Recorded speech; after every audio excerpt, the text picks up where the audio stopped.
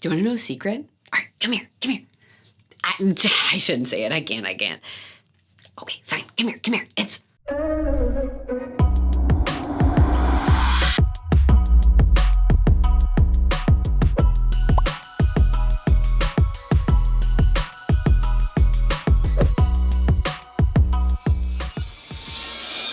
Hey everyone, how's it going? I'm Wackett.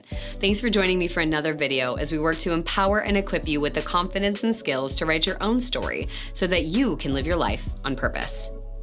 Today I want to talk about a reality many of us like to sweep under the rug: jealousy. I get jealous. I know it's not only child syndrome, it's ego. Well, ego, fear, and a sprinkling of shame. We've all felt it. That moment when someone tells you about their amazing news and all you think about is why you don't have that yet.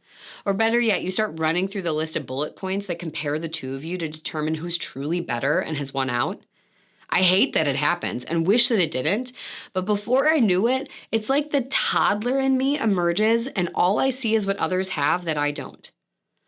When I was a kid, it was more about who had the clothes or the car that everyone wanted, who was the most popular, or who had the best grades.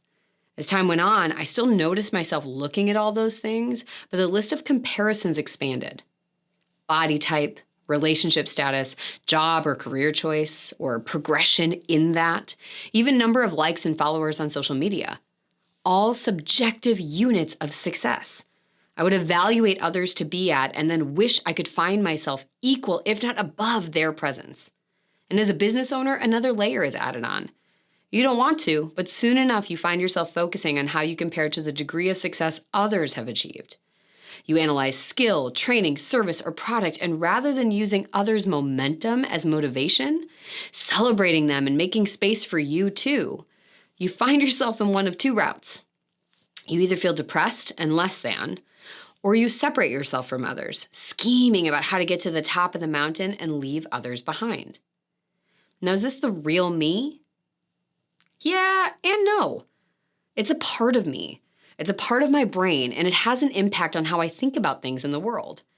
Again, it's not all of me, but our ego is an important part of our brain. And while it's present throughout these interactions, it doesn't have to win out in these interactions. It's kind of like a nagging parent, a belittling boss, or a coworker, or even that one-upper friend.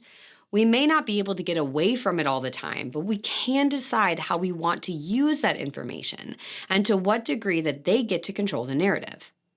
So why does it make us think this way? The ego is kind of like shame's best friend. It creates perceptions and illusions that are rooted in fear and with one purpose: to avoid vulnerability at all cost. See, when we're vulnerable, there's a chance we can be hurt, rejected, made fun of, left behind, and the ego doesn't want to be any part of that feeling. No, not to protect you, but to protect itself. So instead, it jumps in an attempt to minimize that discomfort and eliminate the feeling of vulnerability by focusing on a perceived reality that takes you in one of two directions. The first choice, Option A, if you will, makes you feel as though you're inherently lesser and unworthy as compared to the people around you.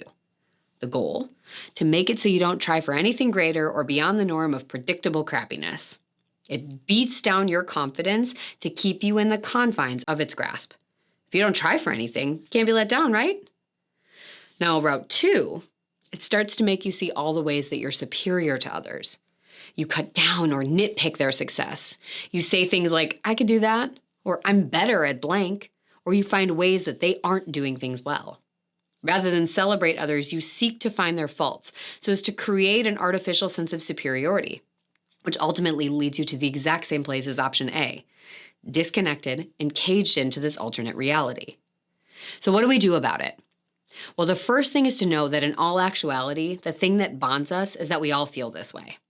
The antidote to shame and ego is to know that we're all fighting to not feel shame and vulnerability. And in that vein, we're all connected and belong to a community of people with a ridiculous amount of pressure on us every single day.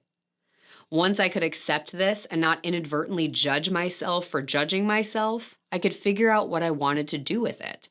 I could either stay stuck in a cycle of shame and negative self-talk, telling myself how terrible I am for feeling this way, swinging back and forth like a pendulum from superiority and inferiority, or I could find a way to manipulate those thoughts and feelings for a greater purpose. See, I've learned to use these thoughts and feelings as signals. I see them as a sign I'm focusing on external motivation and validation rather than intrinsic self-worth, values, and ideals. When I find myself in this space of thought, I check in with what I'm worried about or fearful of. I ask myself about the ways in which I see myself striving to break out of the spaces of my comfort zone, or even the ways I've kept myself inside of it, and long for the day that I can break free. I move from judgment to curiosity, as self-judgment never does us any good. I think about the why behind the feeling and use it to create a roadmap of response. Now, to be clear, this has taken me years of practice to not be guided by these thoughts and feelings. And it's not an all or nothing type thing. I find myself regularly getting stuck in those negative headspaces. I go to a friend's public speaking event or see someone's new artwork or the list of shows they're in, and I immediately find myself back in a state of comparison. It's not about being perfect at this game. Instead, we're working on being willing to keep playing and reevaluating. Putting yourself out there is hard.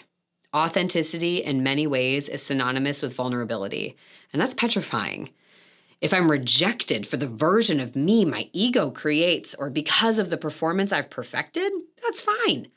But if I try, me as a person, as a whole, the actual me, try for success, if I share my true self, if I show up fully to my own life and I don't attach myself to the messed up ideals and culture of comparison around me, that's a lot. And the possibility of rejection for that is infinitely more intense. But think about it this way. If you're always living in a state of rule of the ego and shame, aren't you just living in a shadow of rejection anyway?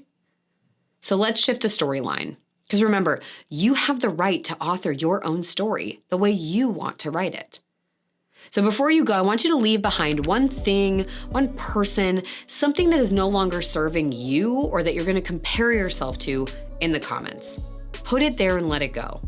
Allow yourself to be vulnerable enough to leave it in the open for others to see. Now, of course, while you're there, be sure to hit that like and subscribe button so we can spread the love and keep you in the know on all of my awesome content as it gets released. But let's also take it one step further and build a community around this idea. One way you can do that is to comment on somebody else's post and to let them know that they're not alone. You can also do that by sharing this video with someone around you that you think could benefit from hearing it and inviting them into that space of shared vulnerability with you. Thank you so much for being here with me today. This work is hard, and holding space to name some of these uglier aspects of humanity is incredibly important. I appreciate the opportunity to walk alongside you in this. See you next time.